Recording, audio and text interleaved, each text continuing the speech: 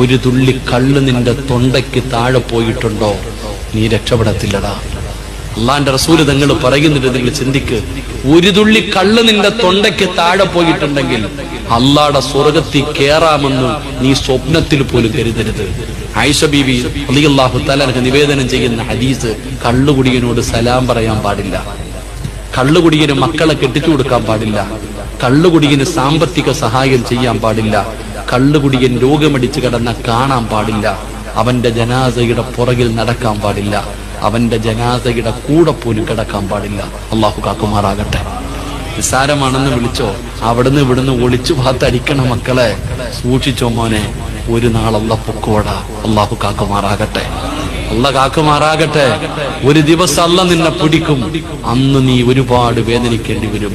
ചെയ്തത് വേറെ എവിടെങ്കിലും കടന്നായിരുന്നെങ്കിൽ കുഴപ്പമില്ല എന്ന് പറയാ. നീ ഗോവയെ പോയിട്ടാ ചെയ്തതെങ്കിൽ പറയാം, ആ നാട് അങ്ങനെ, അല്ലെങ്കിൽ ഇന്ന സ്ഥലം അങ്ങനെ, അവിടെ ബാറുണ്ട്, കള്ളിഷാപ്പുണ്ട്, അതുണ്ട് ഇതുണ്ട് എന്ന് പറയാം.